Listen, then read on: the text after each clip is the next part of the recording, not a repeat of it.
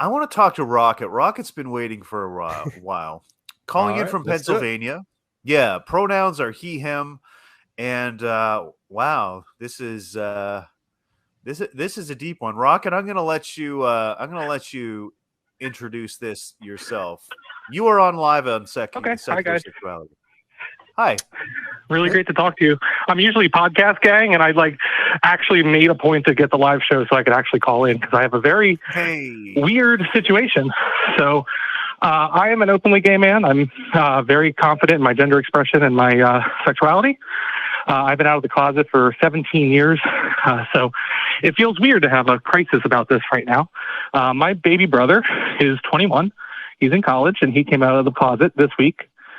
I was a little weirded out that I've been out of the closet since he was 4, so it's a little questioning of why he didn't tell me first. And it comes out that my mother has been both blackmailing him and holding money for college over him to not come out to people. And so my mother has been accepting towards me and has supported me and my partner. My partner and I have been together almost a decade. I mean, she's going to be at my house this weekend. I'm supposed to go to her house next weekend. It's not like we don't have a relationship. And so I'm in this super weird spot where I want to confront my mom of why are you telling my brother that he can't be gay and questioning what percentage of gay he is versus bi versus and texting him pictures of his high school girlfriend as if that proves anything. And emotionally blackmailing him because she imagined he'd always have a blonde wife. But she doesn't do that to me. And I'm in this super weird situation where it's like, okay, all these things are reflective of me as a gay man because now my brother's a gay man. And it's, I'm in this horrible spot. So to make it more complicated, my mother does not know he's come out to me because she threatened him that he could not come out to me. So I'm an externalizer. So with every fiber of my being, I want to call my mom or go over to my mom's house and yell at her. Sure. But if I do that, I would too, man. I'm putting him in a worse situation. But I'm putting him in a worse situation, especially because in about 10 days, they're supposed to go on vacation together. So he doesn't live at home, but he is dependent on them for his schooling. So I have a number of people. My partner is telling me to not bring it up over the next 2 weekends and internalize it, which is, I'll just say it's going to harm me emotionally. But it might be the best thing for my brother to get him through at least the next month till the vacation's over. And then we can maybe address it properly. Or to try to lift the burden somewhat and perhaps have that backfire and she gets harder on him. Is he going to enjoy the vacation either way? I hope so. You know, I also didn't preface. My mother's a bit of a narcissist, so this is also wrapped up in some issues that she has going on. Yeah, I mean that's very clear. May I ask, Rocket, what is your brother's name? If you feel comfortable sharing that, or whatever pseudonym feels appropriate. It's Brent. Brent. Okay. Well, I ask just because I feel like we are 4 people all talking about Brent and about Brent's mother and about Brent's brother and about Brent's life. And it feels important that we humanize him a little bit because it can get really easy to start worrying about what we should be doing about somebody else and somebody else's needs and everything else here. So no judgment at all because you did not choose this situation by as far as I can tell. But what does Brent want? What does Brent say? What does Brent feel about this experience, this terrible situation he's found himself in? So I have asked him directly now, and I am waiting for him to come up with an answer. He did not have a good one the last time we talked about it. I laid this out pretty clearly. I like to think I'm a decent emotional communicator, and I laid this out pretty clearly of, hey, this is option A and this is option B. And I'd like to let you steer the ship, but everything that is me is saying I need to fight this battle for you. You understand? Yeah. And so he hasn't made a decision. I've left this I put this ball in his court, but he has also not made a decision. So I understand the most fair thing is to let him make that decision. I guess some of what I'm concerned about is that the decision, if he decides that option B of, hey, just don't mention it to her, don't tell her I came out to you, where we both know independently, but we're not allowed to talk about it, it's just super weird for me, and it will put me in a really weird emotional spot. Yeah, no doubt. I mean, that's definitely not a ideal outcome.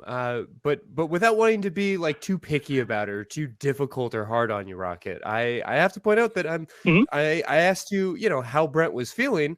And I kind of got, well, this is the really hard question that I posed to Brent, and this is he hasn't been able to answer it yet.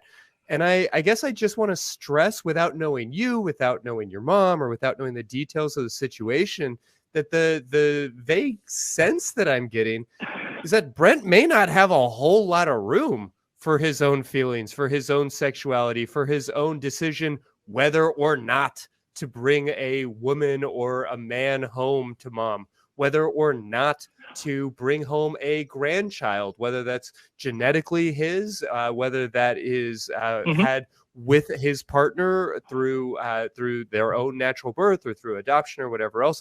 Like, I'm getting the sense you described her as a narcissist. I have to imagine that your mom is taking up a lot of breathing room around her poor little baby and his life and his sexuality. And I appreciate your desire to kind of step in and white knight him a little bit and rescue him from that fire-breathing dragon situation. Yeah. I know this is your mom, who's probably a lovely person for the general sense. I don't mean to be rude at all, but it just seems like such a tough spot to put him in. And I hope that if you do offer any support, that it's the support that he's looking for. I'm not suggesting that if he says, I don't want to share it with anybody, that you are just like ethically locked down and that you have to keep a secret just because it was shared with you as a secret. You have autonomy here too. And I get that. But I do have concern for whether or not Brent's autonomy is being supported in any action that you might take here. I mean, can you speak on that a little bit? I think that's actually totally fair. That is actually that's why I texted him what I texted him of, hey, I do want to put this ball in your court because I do want him to be able to make these decisions. I guess you are right. I am thinking about how it's affecting me and my take on it, and not as much as how it's affecting him emotionally. I do know that that his mental state has been very poor over the last few months. He's apparently only known about his sexuality for a few months. He is getting professional help right now, and I'm very thankful for that. And that's a whole other thing that my mom does not know. He's getting professional help, but he's getting it through the school, so I'm very grateful for that. I feel like every interaction we've had recently has been extraordinarily positive. I feel like we've been able to connect over this in a way that has made us a lot closer. There is a large age gap, so obviously connection is a struggle. It's not like we're 4 years apart or something. He's almost 2 decades younger than me. How he's feeling about this in relation to what my mother's doing to him, he is extraordinarily in crisis mode. And he's told me he's thought about self-harm. He's told me he's told me that's why we went and got help through the school. Told me he's thought about self-harm. He's told me he's thought about all manner of identity problems and trying to cope and all this stuff. And I do wish, on a selfish note, I do wish he would have come to me a little sooner, because I have processed a lot of this trauma myself, and I think I can help him guide him through this. He did only come to me in the last few days, so he's been dealing with this for a few months. I like to think that since we've talked, everything's been relatively positive, but he has not been home. He has not talked to my mother. I haven't been home. I haven't talked to my mother, and I know that relationship right now is causing him a lot of pain. Sure. Well, I mean, you're telling me he's 21. He is very financially vulnerable, and he has just come to terms on some level with this like incredibly profound and challenging aspect of his own identity. in the context of all of that, he has gotten a lot of, it seems, pressure, probably like implied shame and criticism from his own mother. That is a rough fucking spot to be in. So as much as I worry about, what this could do to y'all's relationship and what this could do to your own mental health and whatever experiences of shame you've had in your own relationship with your mother, Rocket, and all of these kinds of things, I have to point out that this sounds like a remarkably vulnerable moment in Brent's life. And so I would really encourage you to just be present with him to the best that you possibly can, to validate what he's experiencing. It may seem like such a simple thing, but if he says, I'm feeling sad, you look at him and you say, well, yeah, you're feeling sad. This sad thing is going on, and this sad thing is going on, and this sad thing is going on. And just remind him that it's okay to feel sad, mad, glad. I mean, whatever it is that he is going through. I think if you're calling us, asking for advice as total strangers on the internet, the most important thing I can remind you to do is whatever it takes to be with him, to be present with him, to be around him.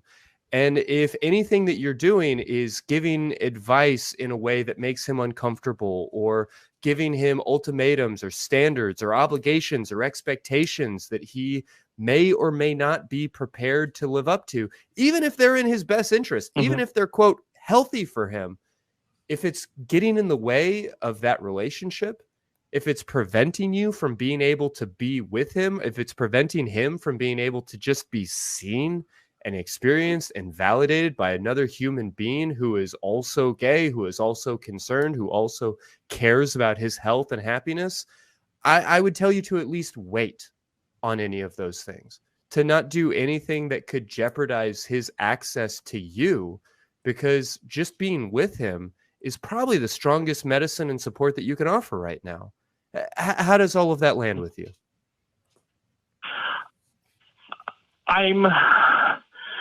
Analytically, I'm there. Emotionally, I'm not. And that is a me problem. And that is something I need to work on with myself and my partner. Valid problem, though, right? Like, let's all just take a moment and acknowledge that fucking sucks for you, buddy. I'm so sorry. You're doing a good thing by calling in here and venting this stuff out, though, because it's got to suck just keeping it in because you have nobody to vent to. Right now, I think you made the smart choice. You vented out the problem, but you're not like unloading it on him. And now that you're venting it out a little bit to the three of us, maybe it'll help you be able to be like his ears, the person that he can vent to after you've done a little bit of your venting. Because I understand you're just processing this. You got it way after your mother got this. So you haven't had enough time to process the fact that he's already been going through all this. So I think you did a smart choice calling in here, but just try your best to be an advocate in his corner and like listen to what his needs are after you've done some of this venting. So part of this, and I know I'm calling into the ACA, so that is, I actually should have brought this up. Part of what I perceive the issue to be, I don't know, but I perceive the issue to be, is that my mother converted to Catholicism about 10 years ago. So that was long after I was out of the closet, long after I was out of the house. So he does call himself a Christian. We haven't had very many in-depth conversations about it, but he does want to be recognized as a Christian. He does not hardline follow Catholicism, but my mother has been getting more and more extreme in the expression of her beliefs. And I do believe that is creating some of the friction here. I don't know because I haven't talked to her. It's just how I'm perceiving it. And I haven't been able to talk to her about it, so I don't want to say, yes, this is the reason. But I do suspect some of it is she remarried, and her husband is very Catholic, and now she is very Catholic, and it has caused friction. Doesn't that tend to happen that way? I mean, no doubt that this is one of many factors weighing into it all. And so the fact that you see that, the fact that you're aware of that and can offer that perspective, that feels important. So I'll just continue to encourage you to really honor that relationship. 6 months down the road, if nothing is changing and he is still being like pressured to quote not tell you and keep this secret, then I might start to like throw some elbows and push back and maybe start having some meaningful conversations about what would change look like and how do we get there. But for right now, walk slowly. You know, remember that he is particularly vulnerable in this circumstance, and that he's going through a hell that is similar to yours, but right now sounds particularly profound. Yeah, Rocket, did you have any inkling before he came out? Did you know already? Did you have a hint already? Did you have an idea? I've been working really hard on my assumptions. So I've been working really hard on my assumptions about other people as like a personal goal. So I don't want to say I did or didn't, because I feel like any of those would be an assumption I made about him that wouldn't be fair to him. So until he told me no, I didn't know. Okay. Well, did bang other goes people that tell idea. me Then. they suspected? Yes. Did other people tell me they suspected? Yes. And I actually absolutely 100% defended him, because I told them until the second he said he wants to identify as that publicly, you don't get to speculate. And I've defended him on that point multiple times. Okay, I will say that he is a more effeminate man than I am, and people make the jump between being effeminate and being homosexual. So they do that for him more than me, because I'm a more masculine person. I maybe you could throw this at him, and maybe this is good advice, maybe this is bad advice. I would highly recommend you ask Brent how he feels about this. But a way that you could potentially broach this with your mother is to be like, I've known this for a long time. Everyone else has known this for a long time, right? Like, this is nothing new. He's not hiding anything from anyone but you, because he fears you. So let's get beyond that, because this is nothing new for anybody else. Everybody else has already known for ages. So you're the person that we need to square this away with, and that we need to heal with. And I don't know if he's going to want I don't feel like that would be honest. Conversation. Yeah, see, that's what I was saying, because I don't feel like that would be honest, because I didn't. I mean, he was dating. Not that any really means anything, but he was dating a woman until basically he found out about himself. So I don't feel like that angle would be honest. To be perfect, to really cut to the chase. I feel like I appreciate. No, that's feedback, fine. That's fine. That's why I asked you first. Like, did you know before? Because if you didn't, then that doesn't. That's why I said, well, bang goes that idea. Because if you didn't really know, well, then yeah, sorry, that's not a thing to do. But no, I was just trying to troubleshoot. I was thinking of maybe like what I might do in that situation to sort of diffuse the situation without coming off as a white knight, because you don't want to come off like you're trying to champion this guy when he doesn't want it and potentially doesn't need it. And this is so new, so you don't really know if he needs it yet or not. I think it's pretty clear that he doesn't want it yet, from what you're saying. I might have that wrong, but yeah, he hasn't indicated positively, so I wouldn't jump in without him indicating that positively. I don't feel like that's respectful to him as a person. No. That's why I did. Yeah, obviously, I'm not going to just jump in because I felt like it. That's not fair to him. What I'm coming to the realization of is that everybody's coming back to, well, I'm going to have to be the bigger person emotionally because I'm the less vulnerable person right now. And I'm going to have to learn to internalize this right now, which is going to drive me nuts. Yeah. But that's really what I'm coming to, is that I'm going to have to learn to internalize it for the next few weeks until we can keep working on our relationship and seeing where we can take this with everybody else. As tough as it is for you, I'm sure it's even tougher for him. And I'm just glad that he's got someone like you in his corner. That is true. I'm glad too. I didn't have anybody when I was I was younger than him when I came out, but I didn't have anybody when I was his age, and I'm very glad that he did have the courage to tell me, even despite he was told by a parent to not. I'm glad he had the courage to tell me. I hope that I can be there for him in a way that many other people never had. I'm trying not to overstep either. You understand? I would urge you to keep his confidence. Strongly urge you to keep his confidence. Oh, yeah. I don't think I need to, but yeah. don't worry, the rest of the family pretty much is all Catholic, so there's no way they're listening to an ACA. We're glad we're covered. Word. Okay. All right. Well, Rocket, feel free to call back and give us an update on the situation. I appreciate it, guys. Maybe you'll hear from me once he gets back from his trip, and we can talk about it more. Maybe a month or so. Thank you. I hope we do. I'm going to keep watching, but I'll get off the phone. I appreciate that. You take care and have a great night. Thanks for calling, Rocket. See you guys. Good night. Yeah, bye. Oh man, I don't think there's any easy, good, one-stop shopping answer for that. Yeah, well, and let's really take a moment and acknowledge the why of it, right? Because there are a lot of moving parts, a lot of people involved, a lot of different personalities and different needs and yada, yada, yada. None of this would be a fucking problem if it wasn't, quote, biblically inspired homophobia. If we take that out of the equation, suddenly this is a happy, healthy family. Obviously, life is more complex than that, but sometimes it really isn't. And so that's why I am hoping that we are making some dent in the world through this organization here. I think we are.